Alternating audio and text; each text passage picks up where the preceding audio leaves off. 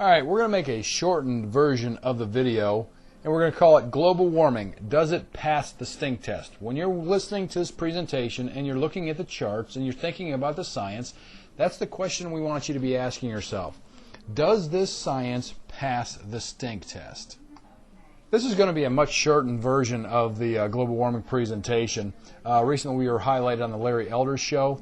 You can see the graphic there off to the right, global warming, a look behind the numbers. And what we're going to do is we're going to focus this presentation on the most outrageous examples on the flaws within the global warming science.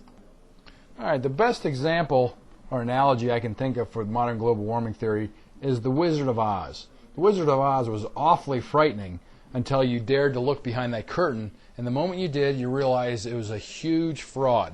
And the famous quote within the Wizard of Oz is, "Pay no attention to the man behind the curtain."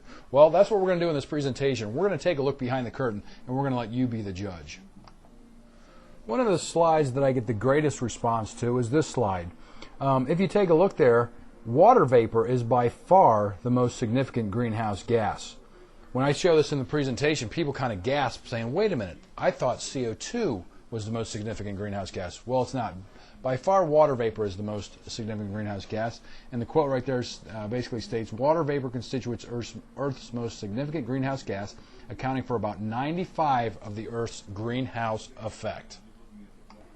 Now you're asking yourself, then why does CO2 get so much publicity? Well, when they produce their charts, they don't tell you about water vapor. They remove it.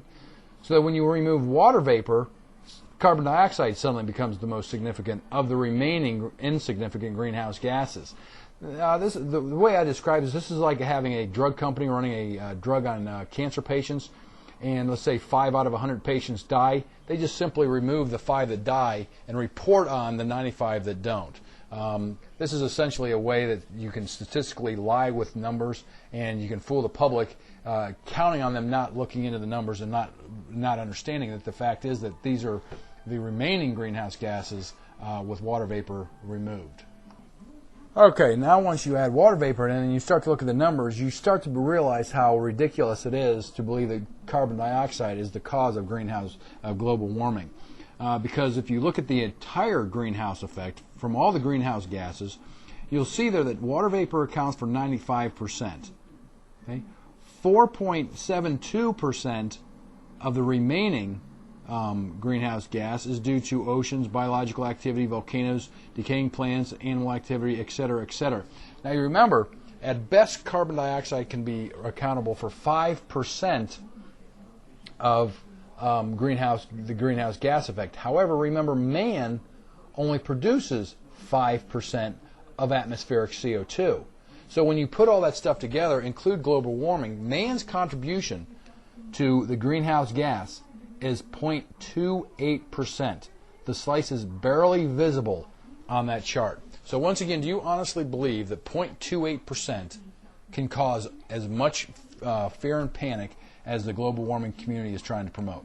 Once again, we produce a small fraction of CO2, and CO2 causes only a small fraction of the greenhouse gas effect. So once again, I'm going to let you be the judge. Okay, this comes from the IPCC report, and this is by far one of the most bizarre scientific reports I have ever read. If you notice there, you'll see arrows pointing to water vapor. Throughout this IPCC report, they talk about water vapor as a greenhouse gas. They also refer to CO2 as a trace gas.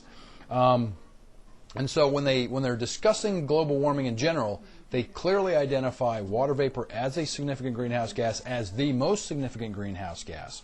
But when we go on a little bit further, you're going to see that they kind of forget that water vapor even exists. Okay, this is where it starts to get really bizarre. This once again comes from the IPCC report. This chart, unfortunately, you can't read it. If you download the presentation, you can see it. But what this shows is on the x-axis, or the horizontal axis, it shows the level of understanding for each one of the variables that's up above there on the chart. You see over to the very right, it says very low. Very low falls under the variable of the sun, solar activity. Now I want you to think in terms of a normal model and how you would create this thing. You'd go out there and you'd say, okay, atmospheric temperature or global temperature is a function of so many things, right? I would think that a normal scientist, the first thing they would think of as being a major contributor would be the sun. But in the IPCC report itself, it shows that the sun is not understood very well at all. To give you a real-life example, that would be like doing a study on weight loss and not understanding how significant exercise or caloric intake would be for your weight loss. Okay? So how can you possibly reach a consensus when you're saying that you don't even understand probably the most significant variable out there, namely the sun? More importantly, if you look over to the left, where it's very high understanding, it has to do with CO2. Now, if you ever want to see a bias in science, you can clearly see that all the efforts are directed towards proving CO2 causes global warming. If you were truly going to go about this in a scientific manner, you would go out there and you'd say, okay, let's study global warming, and then you would go out there and you'd collect data on all these different variables, and then you let the model tell you what are the significant variables. But from this chart alone shows you that all the efforts are directed not at understanding global warming, but instead trying to prove that CO2 causes global warming. That's not very good science, because what you would really want to see there is the most obvious causes of global warming that would have the highest understanding, because you'd direct your resource towards where most of the bang for the buck is. Whereas in this situation, they've gone out there and all they've done is they've immediately, the way to put it is, it appears that they've reached a conclusion and then they go out and they cherry pick data to support it. That's why you have such a very high understanding of the greenhouse gases, namely CO2, because they're out trying to prove that that's the cause of it. An unbiased scientist would go out there and more than likely, you would think, would probably have a lot better understanding of the sun. Okay, here is another example of what I mean by how bizarre it is. Anytime you create a model like this, you have to have a clear understanding of the variables that go into it. Right? If I'm going to go out there and have a solid model that's going to get a consensus of scientists based on something, I would have to have all of my variables highly defined. If you're going to do, once again, if you're going to do a study on weight loss, you're going to have to clearly define the impact of exercise and caloric intake. Those are the obvious ones that you'd have to focus on. Well, here is a report from the EPA, and what they're doing is they're going and they're saying, okay, here is the global warming potential of these greenhouse gases. If you notice there, the water vapor, the one that I'm highlighting, there's Na. They don't know the contribution of the greenhouse gas or the global warming potential of water vapor.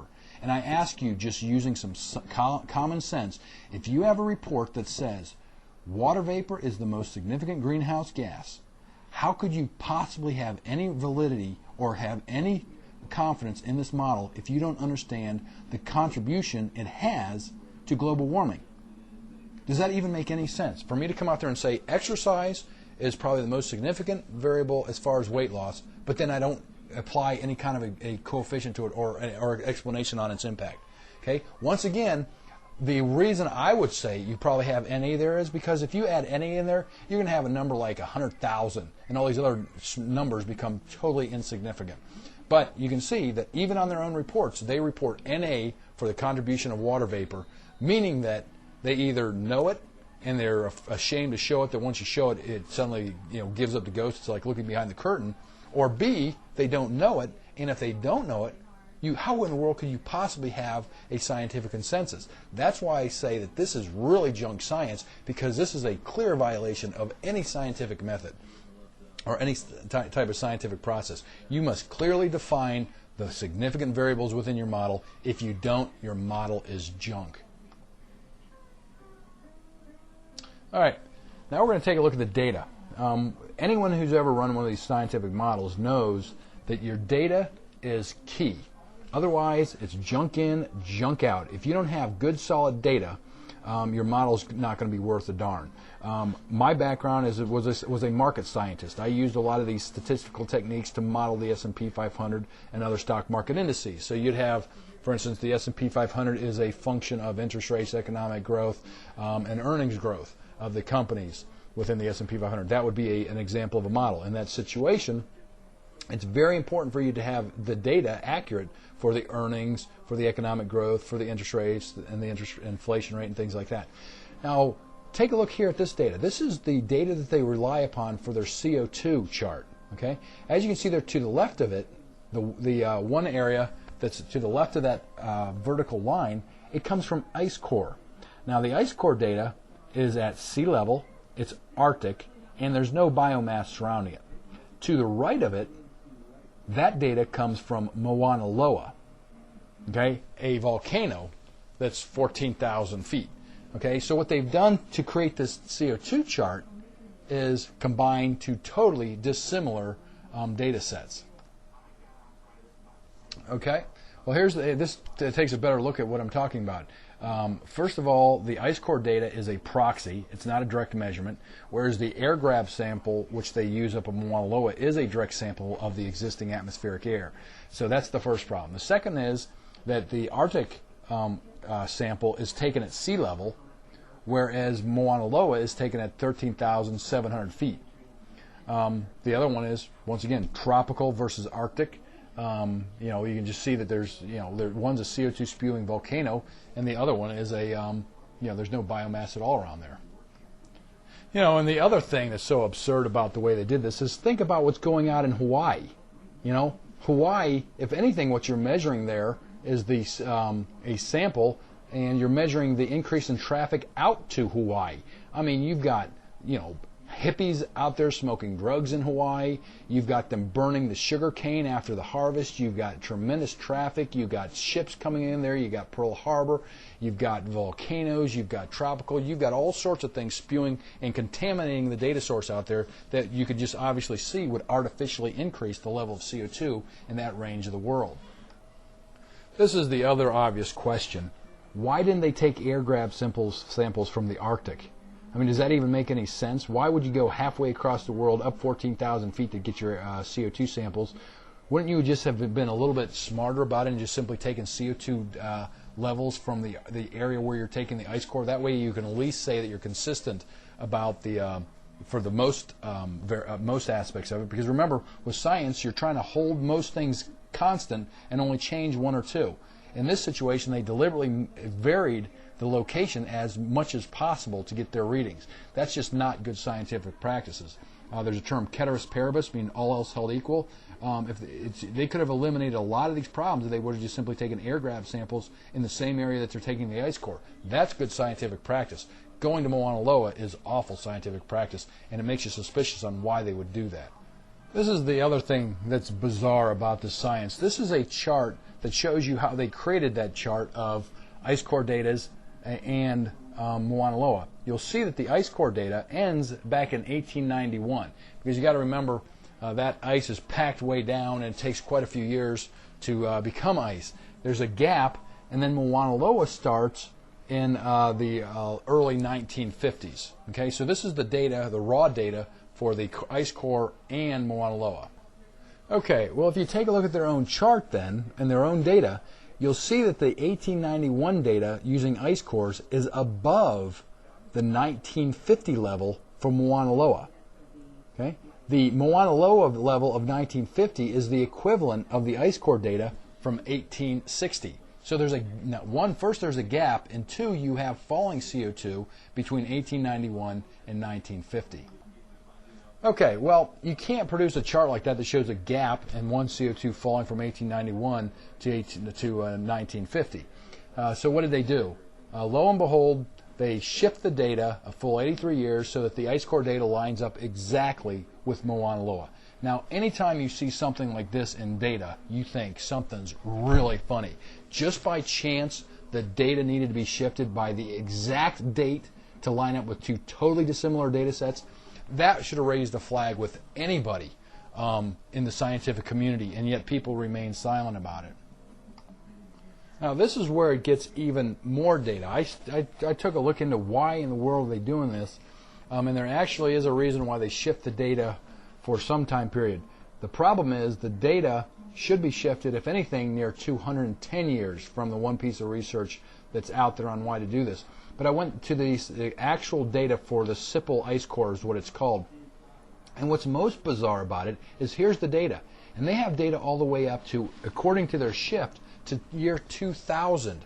Now, once again, if you have data from the same source, okay, why are you not using that and instead using Mauna Loa? Well, Mauna Loa clearly shows a more rapid increase and a higher level. None of this makes any sense anyways. If you think about it, why are you using ice cores to begin with? Don't they have CO2 levels measured directly from the atmospheric anyways? I mean, why are you going and getting these ice cores for such recent data? Okay? Well, the reason they use the ice cores is because if you look at the FLASK data, which is a direct measurement, not a proxy, CO2 has been falling since the early 1800s. And this is the actual data of FLASK data taken from not one, not two, but all around the globe. Okay? Now, using the ice core in Mauna Loa, that's two data sources. That's like, that's a very bad way to estimate something. Typically, you want to take more estimates from more locations. Well, if you do that with the direct samples, the FLASK data of CO2, you can see that back in about the early 1800s, you had 550 CO2. Now you're at 330, 370. Okay? The average over this time period is 335, so our current level of 370 is barely above that. And so you can see if you use the best data, the most accurate data, the direct samples, not the proxies, CO2 is nowhere near an all-time high, even in the last 200 years. Okay, well, enough said about CO2. Now let's go on to temperature. Now, temperature is the dependent variable of the model, and this has to be 100% accurate. This is the most critical part of the model. It's the one all the other factors are being modeled on, and so you need to have deadly accurate data for your dependent variable, and that being temperature. Well, as you can see here, this is the longest direct measurement of temperature that exists in the northern hemisphere. It's the Albany, New York weather station. And as you can see, in 1822, the average temperature was 49.2. In 2005, the average temperature was 49.2, showing absolutely no global warming over the last 170 or so years. More importantly, if you do download the data and run a regression, the regression shows a negative slope, meaning we've actually cooled over that time period. Okay, well, as I said, when you create a model like this, like for instance, if you're doing weight loss, you have to have 100% accurate data as far as the weight that is lost.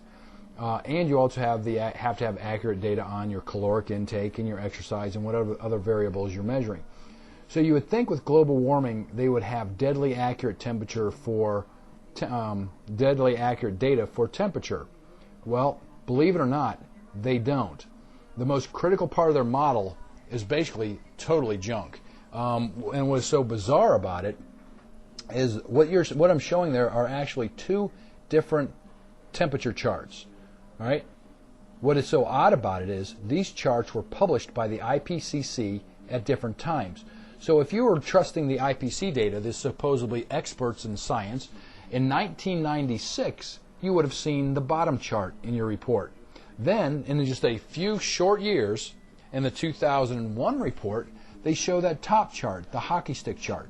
Now, the bottom one, clearly shows a cyclical pattern to temperatures.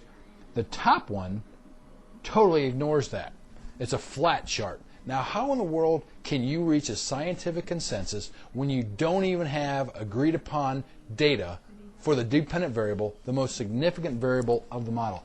That makes no sense. More importantly, the one that they favor, the top one, the hockey stick chart is what it's referred to as, okay, does not show a period of the medieval warming period, during a period where the Vikings inhabited Greenland. And it doesn't show the Little Ice Age, which was the period that led to the French Revolution, the freezing of the ice in the Delaware when Washington crossed it, and the awful winter of Valley Forge. So those are historically known periods of climate change, and yet the hockey stick, the one they rely on, does not show that. Okay, this is where it gets really bizarre. Okay, once again, you remember the funny things they did with the CO2 data? You know, you go to Mauna Loa, you got the Arctic ice core, from SIPL data. Well, take a look what they do to the temperature. Okay, they use temperature data constructed from tree rings, corals, ice cores, and historical records between 1000 and 1998. Now, put things in perspective, they invented a thermometer in 1714. Now, why in the world, if you have temperature readings from a thermometer, are you using coral, tree rings, and ice cores? That doesn't make any sense. More importantly is they don't use temperature data until 1902. And so they have temperature data ranging from 1902 to 1998. Okay? But they don't drop off the coral ring, the coral, the ice cores and things until 1980. So you got a blend of these bizarre temperature measurements for the vast majority of it, and at the very end, post-1980, they drop all the proxies, and lo and behold, if you look at the chart, the temperature starts shooting up. Well, what does that mean? That just simply means that the proxies they were using were low estimates of temperature, or basically bad estimates of temperature, and when you remove them, then you're just getting a direct measurement that's a more accurate measurement probably. But if you would have used temperature going all the way back, as I showed earlier, you'd probably have constant temperatures. It's just that the only reason you're finding that anomaly is because they changed the way that they're measuring temperatures. Okay, to highlight how ridiculous this problem is, it even caused Al Gore a problem. If you watch his movie, he uses two different temperature charts for temperature in his own movies. Now, how in the world can you have two charts for the same variable? It makes absolutely no sense at all. If you see on the left is a picture from Al Gore's movie where he's referring to the hockey stick chart. If you look at the one to the right, that's clearly the older one that reflects the medieval warming period and the Little Ice Age. So Al Gore can't even get his data straight in his own movie. Okay, well let's cut through the chase here, and let's just go for where the most accurate readings for temperature are. Okay, they come from NASA. NASA has satellites, balloon measurements of temperature. And what does NASA say about global temperatures? Well, this comes from Global Climate Monitoring, the Accuracy of Satellite Data, March 12, 1997. This is by NASA. Okay, recently, much scientific debate has focused on the global temperature of the Earth's lower atmosphere as measured by orbiting satellites, and while these data are exceedingly precise, verified by multiple satellite observations and balloon measurements taken in situ, they reveal no discernible warming trend in the Earth's lower atmosphere over the last 18 plus years. I want to repeat this. This is from the rocket scientists of NASA, and this is what they say.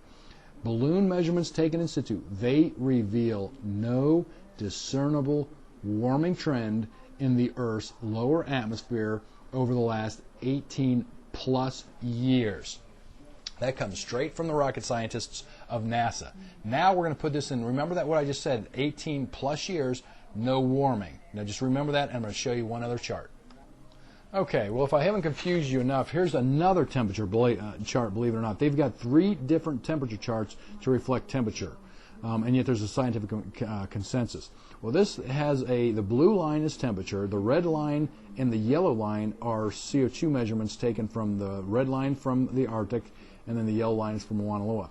What you should notice here, however, is there's a peak in temperature in 1940, and temperatures fell all the way to 1980. Okay? Now remember what NASA said. There's no discernible warming trend for the last 18 plus years. You take 18 plus years back, that entire ascending part to the right where the temperature is going to the record, according to NASA, didn't exist. So you've really had flatter falling temperatures from 1940 if you use NASA's data for the second half of that chart. So once again, what data are they using to reach these conclusions? Okay, now we're going to take a look at the science. They claim CO2 causes temperature to increase. All right, so what I did with this chart is you can see that there's two arrows there. The one arrow shows the rate of ascent of the Arctic ice core CO2, and you can see that bottom arrow is relatively flat. The black bottom arrow is relatively flat. Then, when you use the black arrow to show the slope of CO2 from Mauna Loa, you can see that it doglegs, meaning that the CO2 rate of ascent increases dramatically post-1950. Right off the bat, that should raise concerns because, for one, you're using two totally different data sets, and they're behaving totally different. You know, just lo and behold, post-1950, when you started using Mauna Loa data, then CO2 just started, I mean, just by coincidence, you started to have a rapid rise in CO2. More importantly, though, the red arrows reflect the ascent of temperature. What I did was I took them and shifted it parallel. So the slope is the same for the red arrows, and they both slope and they both fit the temperature ascent pretty well. So what that means is, even with a rapid increase of CO2, using their own data, you don't see a rapid increase in temperature, which is what you'd expect if CO2 was driving temperature. So in that scenario, temperatures were moseying along, then they went through a correction, and then they went back to moseying along. And yet CO2's been all over the place. More importantly, did CO2 fall between 1940 and 1980 when temperatures fell? No, it didn't. So once again, none of this stuff makes sense. If in fact CO2 was driving temperature, you wouldn't have had a correction in temperatures. It would have continually gone higher. Cause and effect. Okay, well, let's take a look at this cause and effect. They claim CO2 causes an increase in temperature. Well, this is their own chart, and once again, that top chart shows CO2, and as you can see, what was happened there is I took that sliver and blew it up. And so off to the right, that area labeled F shows a wedge of that actual chart. And as you see, the CO2 remains extremely high, very flat, basically peak levels for CO2. And yet if you look at the bottom, you see temperature fell through the floor. Now, how in the world, if CO2 causes temperature to increase, can you have record high CO2 levels and yet temperature falls through the floor? Okay, once again, their data doesn't match their conclusions. What really happens is temperature drives CO2, not vice versa. So in reality, temperature is the independent variable, CO2 is the dependent variable, and it makes sense. As the sun heats the earth, organic material grows, it produces CO2. That's a common sense scientific model, not you increase CO2, then temperature increases with the greenhouse gas effect. That doesn't make any sense at all if you think about CO2 as being a trace gas and one of the insignificant gases when compared against water vapor. So using Al Gore's own chart, their own data, they prove that CO2 follows temperature, not vice versa. And actually, you can do a search on Google, atmospheric temperatures, atmospheric CO2 correlation, and what you'll find is that using the own models, they have proven that temperature leads CO2 by 400 to 1,600 years. Well, once again, with friends like Al Gore, the global warming theory doesn't need enemies. Look at his own chart. This is a copy from his own book, and it's the scene in his own movie where he gets on that forklift to get up and show how high CO2 is. Well, once again, CO2, according to his own chart, is not at record levels, but by record levels. I mean, it's in the stratosphere. He has to get on a crane to get up there and show you how high CO2 is. But, lo and behold, look down at the bottom. He made the mistake of showing CO2 with the temperature chart overlapping each other. Look down at the bottom. Temperatures on his own chart show temperatures are falling during a period where temperatures are hitting record highs. Okay? And so if you look back even a little bit further, you'll see the peaks were even higher back then at much lower atmospheric CO2 levels.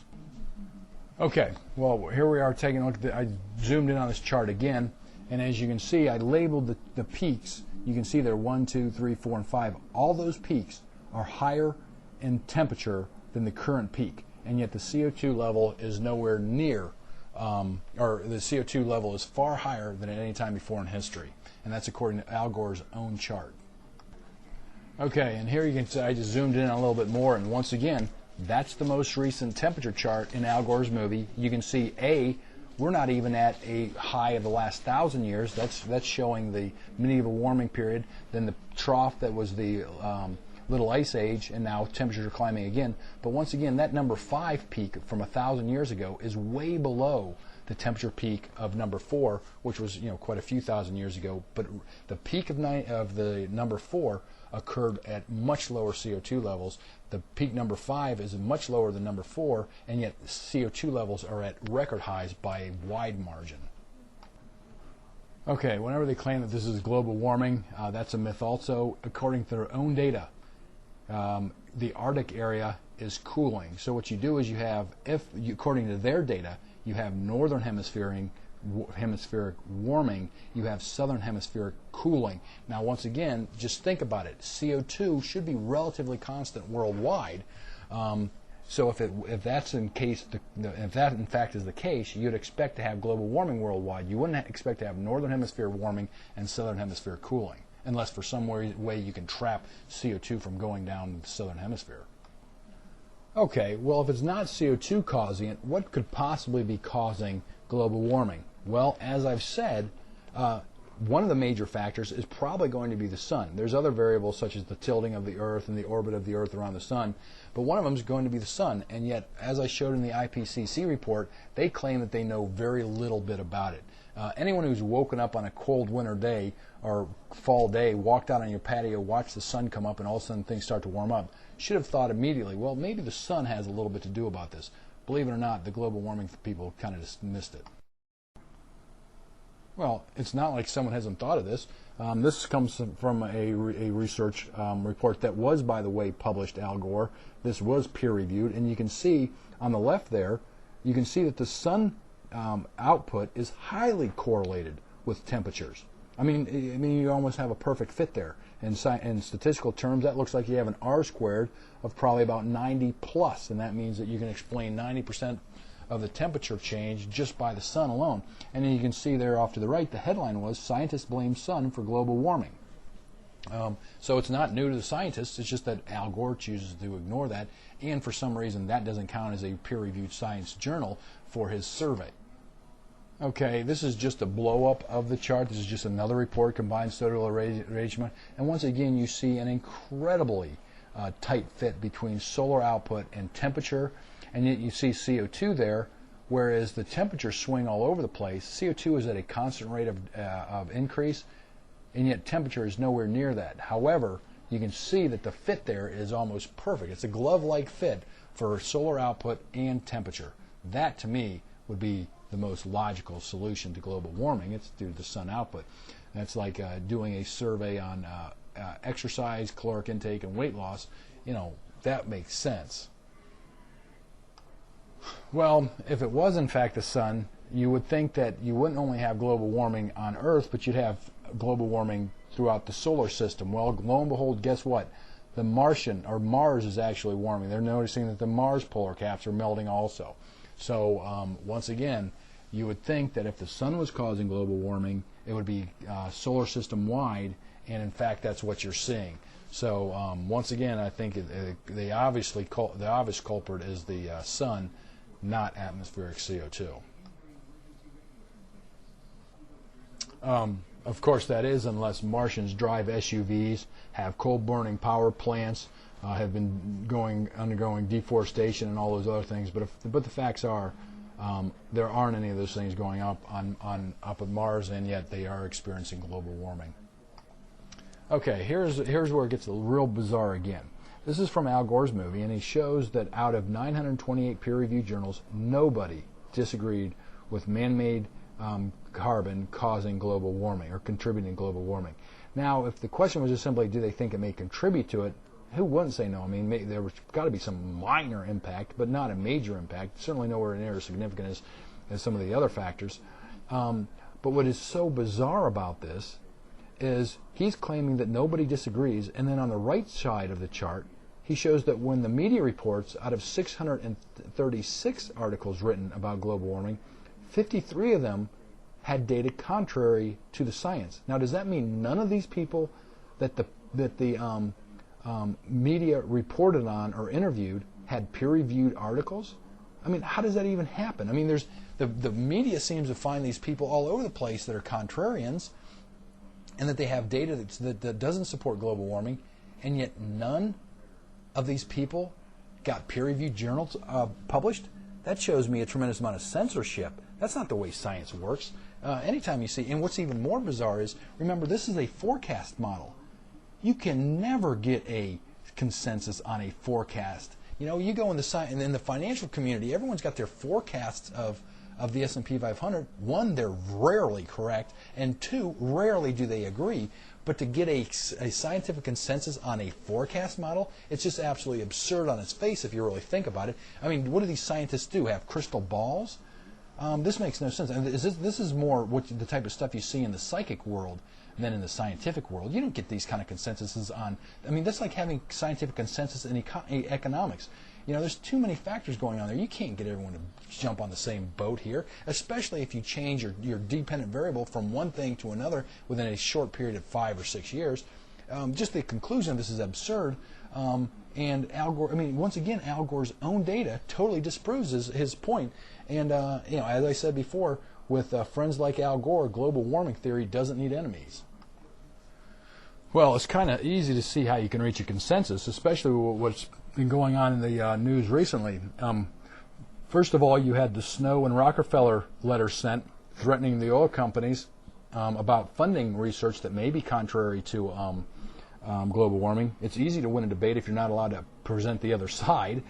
Just basically hold a gun to someone's head and they're going to tell you anything you want. And the other thing is just recently TV weathermen agreed to global warming or else. They were going to, they're promoting the idea of decertifying meteorologists that don't agree with global warming.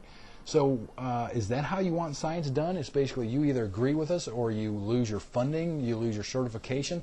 If you do that kind of stuff, everyone's going to agree with you. I mean, why wouldn't they? I mean, what's the benefit of it? I do it because you can't decertify me, but I can certainly show you the data and show you what garbage it is. That's more Nazi tactics. That's more Orwellian 1984 type tactics. That's not what you see in the normal scientific community. And the scientific community better wake up, because if the global warming people get away with this tactic in this field, it's going to spread to the other ones, and it's going to destroy the academic integrity and the scientific community's integrity and the integrity of the entire process. And this global warming argument isn't worth surrendering that valuable of a asset. So I think the scientific community better wake up to what's going on and the tactics being used by these groups. Okay, one other chart you might want to take a look at is just simply the carbon cycle in general.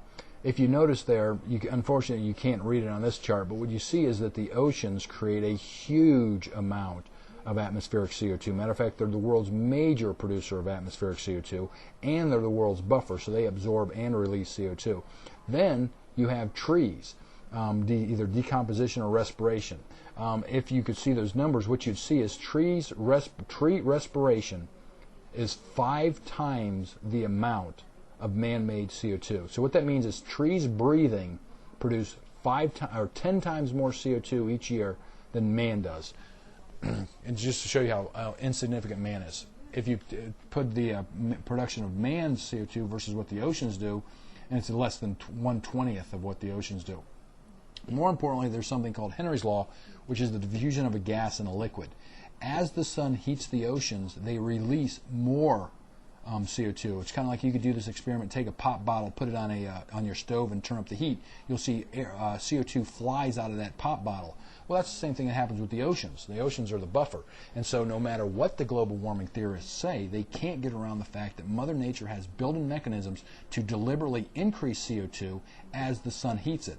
With an increase in temperature, you have increase in growth, you have increase in respiration, you have an increase in decomposition, and you also have the oceans releasing more CO2. So the more interesting scientific question is, why does Mother Nature deliberately increase CO2 with an increase in temperature? And if you think about it, because the oceans are the buffer, if man stops producing CO2, she'll just simply release it out of the oceans because she has a balance she's maintaining. Okay, the other argument I hear is that what's the harm? Well, the harm is actually huge. I've seen estimates ranging from 12 billion to 300 billion to like 3 or 4% of GDP. Those numbers are pretty doggone large for an unproven scientist. And remember, global warming theory was that we had a coming ice age just 30 years ago.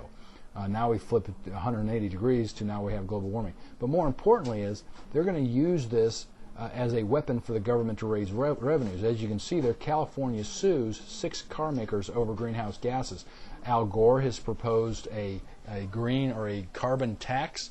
And so what you'll see is this is going to end up costing you quite a bit. And if it's junk science, we want to have an effective government doing the right thing, not just taxing things for the sake of taxing it. Oh, and what's even more absurd is carbon is the very basis of organic chemistry. We're a carbon life form. When we breathe, we exhale carbon dioxide. Cows' flatulence produces a major greenhouse gas. There's a recent report that showed it was responsible for 18% of greenhouse gases just coming from cows. New Zealand actually proposed a cow flatulence tax, believe it or not, but it can show you how absurd things can get when these environmentalists start making public policy. I think the argument society needs to make is basically that there are far better uses for our money. I just went to the fiscal wake-up call put on by the Concord Coalition, and we're leaving the future generation a debt of $400,000 per household. That's an obscene amount of debt, and according to Ben Bernanke, that's actually a low estimate because the inflation rate they use for healthcare is lower than what is actually occurring in the market. So bottom line is we need to focus this country on solving real problems, not getting distracted by this. We got a war on terror we've got to fight. We've got to solve Social Security, Medicare. We've got to improve education. We've got to pay off our debt. So there's better things for us to do with our money rather than chasing our tails by trying to stamp out man-made global warming. And so that wraps up this presentation. I hope you enjoyed it, and I do hope that you forward this on to all your science teachers. I tried to create it as a scientific lecture to show you how to use a scientific method and how to read charts and how to apply the scientific method to the data that you're given. Hope you enjoyed the show.